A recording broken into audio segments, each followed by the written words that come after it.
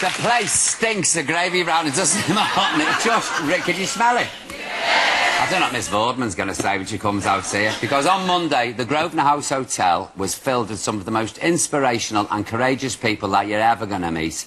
It was for the Daily Mirror Pride of Britain Awards, and you can see their amazing tales tonight on ITV1. But I'm delighted to introduce one of the winners and the host. Will you please welcome Martin Langlands and Carol Vorderman? Let's hear you.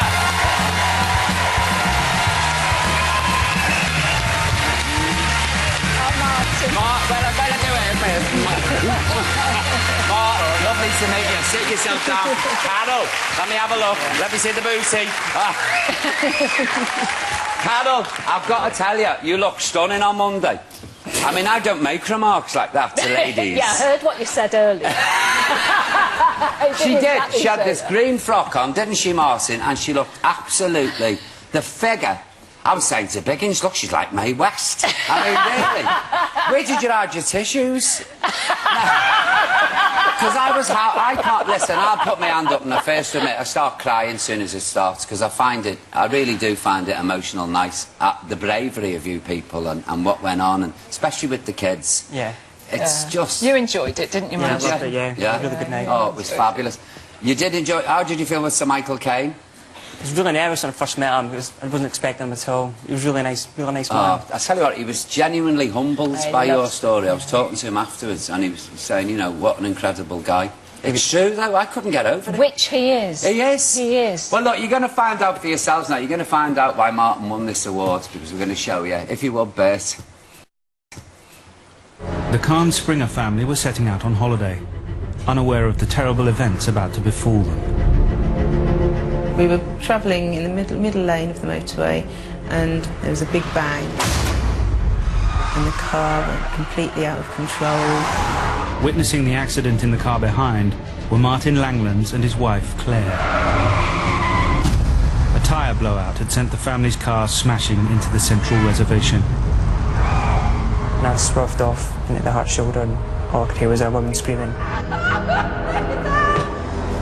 With its lights knocked out, the car was barely visible and lying diagonally across the fast lane, directly in the path of oncoming traffic.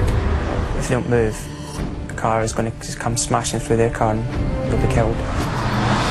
And then I just went for it. I'm so thankful to Martin in rescuing my children.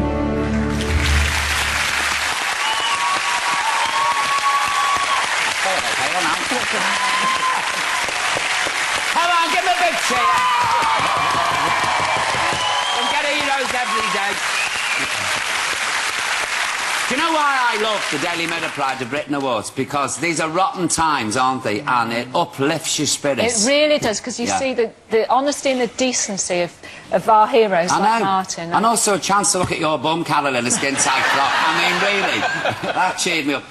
That's been following me around for some time now. What, the story or the bum? Can I just tell you that Martin and a number of the winners tonight, the first time they're told that they've won a Pride of Britain award, they go, no, not me, no, I can't come because I'm not good enough to receive it. You have to drag them, kicking and screaming, to London. They're going, I don't see why I should win one. The modesty is just unbelievable. You went across that motorway, you know, with cars. Yeah. There were loads of cars racing by. Yeah. And you didn't think about your own safety. You were just concerned about this family in the car. No, I could hear the mum and the baby screaming, so it was a case of getting across there. But a lot of people, they just looked, you know how they are, just driven past, or they just wouldn't be bothered. You know what people are like, or slow down, who was at an accident? You know what exactly, like? and then carry on, yeah. Yeah. I mean, who did you get out of the car first? When I got across, I grabbed the mum and the baby. They were all out of the car, and I legged back across the motorway, pushed them to my wife, and then I hightailed it back across and got the dad who was at the car, opened the back door, got his son out, and then took them back across. Just like, I mean... And then moments later, a car ran, because it was sticking out into the fast lane, a car came and rammed the family's car, and it was just a mangled wreckage, so there's no question that at least one of the children would have died. I tell you what, that family was sent a guardian angel that night, weren't they? Yeah, they were, yeah. And it was called Martin. I mean, really. Do you think your Navy training helped you to keep you cool and to deal with this situation? Thanks, yeah. I mean, I thought I stayed pretty calm during the whole thing, which surprised me a little bit. Yeah. But you were, yeah. I mean, were you shaking afterwards? No, it was quite surreal. In the end, there was 6 cars written off, including mine, and just kind of sat and going, oh, everyone's all right, and I'll try and get home now, and that was it, really. Are you always like this? Are you always so laid back? No, normally I'm quite the opposite, but I don't know. And how are the family now? I mean, it was when they came on the stage, finished me off.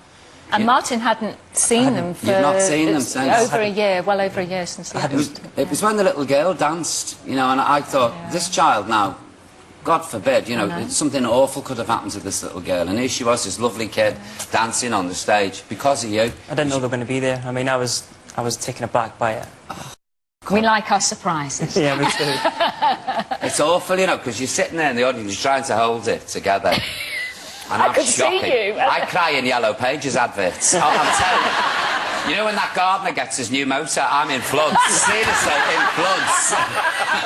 And I'm sort of sitting there, and the cameraman, you can see him, get Paul O'Grady, get Paul O'Grady. And your story came on, I feel the lip going first. And so I thought, I'll blow me nose, you know, to try and hide it. And I just lose control, because it is. You can't, you'd have to be pretty hard-hearted and cynical not to be able to sit through that and shed a tear. I mean, it really... I mean, Carol, the kids, you know? Oh, I know. They're amazing. I know. Who's that? What was that little boy's name?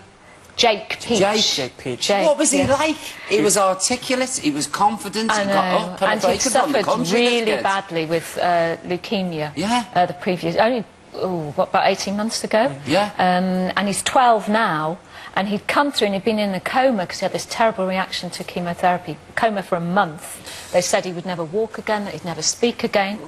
I know. See him on that stage, he came on and went, yes! I know. He was amazing, he really was. Wasn't he? Yeah. Amazing. And Lavana Harrison.